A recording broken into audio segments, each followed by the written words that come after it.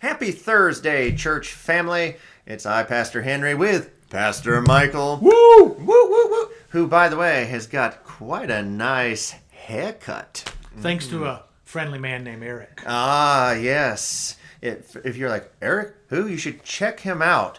It's a crow of a time. You know what I'm talking about? And he helped make the mountainscape that prepared us for our downtown location where we can actually see said mountains in real life. But you'll probably want checking out those tours eventually.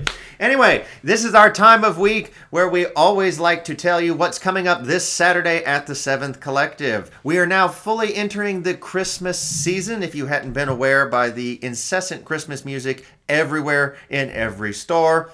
And the trees in the Grand Hotel and one in the park as well. The sturdy kind that in the South doesn't have to worry about snow. But any case, we are going to be in Luke chapter 1 this Saturday at 11. We're going to be looking at the story of Mary being informed of the coming birth of Jesus through her and what that tells us about a little thought about point of Christmas, which is we usually think about God with us, Emmanuel, that's what the name means.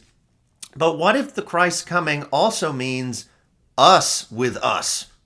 What in the world does that mean? You don't want to miss it this Saturday at 11. But speaking of this Saturday, we can't get into a new teaching until we deal with some fantastic questions from the last teaching. And boy, may I just go on the record as saying I thoroughly enjoyed our Q&R this last week. Some of you were really getting my brain going. I wanted it to keep going and going, but we have to watch our time. But some of you wanted it to keep going too, because we have a few more questions, don't we? That's right, 2. So, Ooh.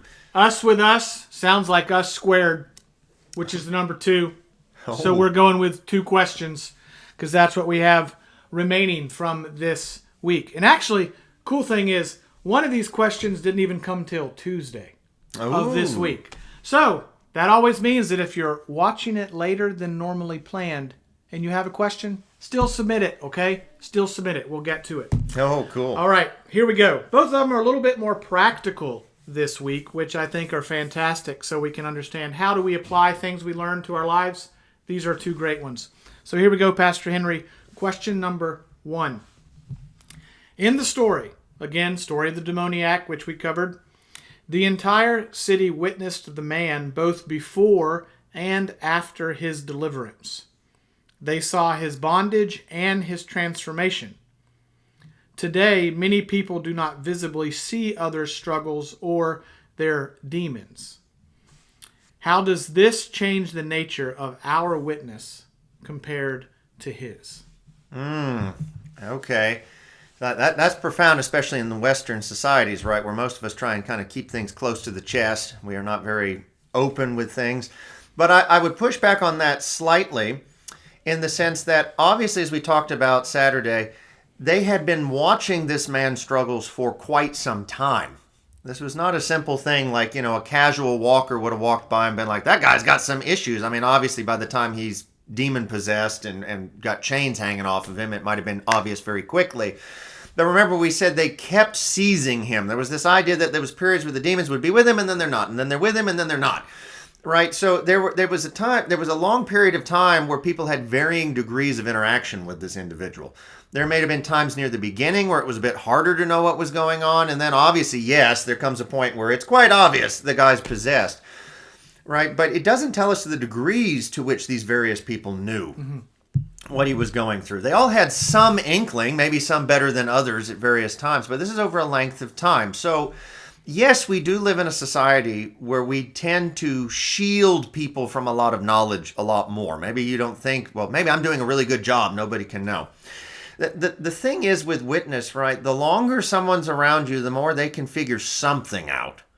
I mean, despite our best efforts, I think we've all been there. The longer you know someone, the more they can even if they don't know exactly what's going on, they're like, something's off, or they seem sad, or they seem annoyed, or whatever. There's going to be varying degrees of witness. And I think the question here, if I'm understanding it correctly, is they go, well, how am I supposed to be a great witness if God does this transformation in my life?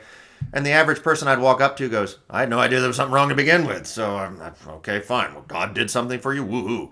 Right? It sounds almost like depressing. Like, did I do such a good job at hiding my problems that by the time God makes me, quote, a witness, there is no witness to be had because people thought I had it together already? First of all, I don't know of any honest human being on the planet that thinks everybody's got it all together all the time anyway. Okay? Second of all, yes, witnessing may vary depending on the relationship you have with people, but I'll say this. Don't think like the whole city immediately, right? Yes, it's a whole town and a region in this particular story, but some of your greatest witness will be those closest to you. God, the point of the story about witnessing is not you must reach the entire city. Now, yes, collectively as a church, we've talked about we want to reach our city, but that's why there's various people in said church. That's why I said we needed everyone, because different people are going to have access to different people. People are going to have different relationships with people. As I said, Jesus was being kicked out of town. This man couldn't be kicked out of town, or at least they weren't willing to kick him out yet. And it's going to be the same thing. You may not be able to be a general witness in the sense that you're right. Maybe the majority of people around you wouldn't know what you'd been through. But you can be a witness to your spouse, to your children, to your immediate, neighbors, things like that, to doctors, people that may have been involved in whatever your issue was. That can happen to your friend group. The burden here on the man is he was never told by God, you are responsible to get everybody. He just said witness to what the Lord has done. He didn't say what the outcome of that would be. He didn't say the depth of that witness to people. He just said, you be you in your transformed life and let me take care of the rest. And in that case, it does get an entire region. You don't know what people actually know about your struggle. So if you just still be a witness, you might be surprised who is impacted by it, what people may perceive about it. All right, leave those results to God. The impetus here is not, how great a testimony did I have to be a witness? You just are a testimony. Just be that and let God work the results in the people around you, if that makes sense. Absolutely. Be you. Don't transformed you. Don't be afraid of it. You don't have all the answers, right? All right. Perfect. Question number 2. A little similar vein, thinking about ourselves here in an appropriate way, but question number 2, Pastor Henry. What if I am not comfortable speaking to others, or I am afraid I will be rejected or laughed at if I try to tell others about what Jesus has done for me? Yeah, it is kind of a somewhat similar vein. 2 thoughts come to my mind immediately hearing that. The first thing is people need to see a teaching before they hear a teaching. Right? A lot of witness is not speaking. A lot of witness is just being. I mean, because we're all making judgment calls anyway. That's human nature, right? But a lot of us don't even talk to people and make judgments about them or what they're doing or how they... The same thing is for the negative or the positive, right? I mean, I can walk in the store and see someone smiling and go, oh, maybe they look fun to talk to, or they must be having a good day. Now, I know none of that, right? But seeing people, we start filling in blanks, right? So a lot of times your witness can just be your transformed life. People look and go, why do they always have peace? Like, why do they not take out their frustrations on somebody, et cetera, et cetera, et cetera? So the first thing, if you're like, well, what if I'm not comfortable speaking? Every moment of your life you are speaking, whether verbally or non-verbally. I think that's something a lot of Christians don't keep in mind a lot. We're all speaking all the time. It just may not be with words, right? So you can be a witness even if you're afraid of, well, I don't want to talk. The second thing is about this fear. All right, the Bible talks about there is no fear in love, for fear involves torment. This is a statement in the New Testament. And I think a lot of us torment ourselves because we put way too much pressure and way too much importance on us. Now, don't misunderstand what I'm saying. I'm not saying you're garbage or that, we don't matter. But again, this kind of goes to the vein of the earlier question, right? Well, what if my witness isn't good enough? And what if I can't reach everybody? And what if because my witness isn't X, then God's not going to be able to get it? We put pressure that isn't ours in the equation. God didn't tell this man, go and convert everybody. God said, go and testify to what the Lord has done to you. The only responsibility this man had was to live his transformation and to share in an area that God wasn't welcome. He didn't tell him how to share it. He didn't tell him, right, what the outcome had to be. He didn't even tell him people wouldn't laugh at him or wouldn't ignore him or what. Like, none of the outcome was this man's responsibility. His responsibility was to stay with Jesus and just live his transformed life in an area that Jesus wasn't welcome, right? So I think we put a lot of pressure as Christians in the West on outcomes, and then it shuts us down from doing anything because we go, well, if I say the wrong thing, this person may reject God and be lost. Well, I don't want to be responsible for someone being lost, so I just won't say anything, right? oh no, well, if they laugh and then do X, Y, Z, well, I wouldn't want that, so I'll just do nothing, right? We actually shut ourselves down because we put the Spirit's responsibility on us, right? We think we determine outcomes. Folks, we can't even determine our own outcomes, right? I mean, we have choice, but we struggle with that. Why add somebody else to the list? Witnessing is not about outcomes. It's about personal responsibility. It's about trust. I'm trusting God. He transforms me, and I just share that with others in my sphere, verbally or non-verbally. The outcome never was us. Never was. And I think the fear that we have is because we think it is us, right? I mean, no one seeks God, no, not one, Paul tells us in Romans, right? The idea the Spirit is calling people, right? God says, if I'm lifted up, I will draw. He didn't say you will draw, right? He didn't say you will convict you. Those things will happen through you, but let God use you as a conduit. You are only responsible for you. Be the witness, right? And embrace the mistakes. Remember how we said the demon possession thing, Jesus embraced and stood around for the messy. There's one thing I've witnessed, no pun intended, witnessed about witnessing, right? It is messy. You will make mistakes. Believe it or not, I make mistakes all the time. And some people may look at me and go, but Pastor, I've watched you and you have the right answer for this, or people are convicted when you say something. I've been doing this 16 years in public settings, right? I'm thankful, dating myself here, that when I first started teaching sermons were on cassette tapes because no one can play those anymore, which means my earliest days of speaking and answering questions and whatever are lost to anything but my memory because they were horrible. Okay? Like if I heard the me of now, heard the me of then, I'd be like, ugh. Okay. You know how I got, even if you think I've arrived, which I don't think I have, the only way I've gotten here is because I've had 16 years worth of mistakes and realized, ooh, that didn't work, or I've watched people and I go, I confused them, or that didn't, right?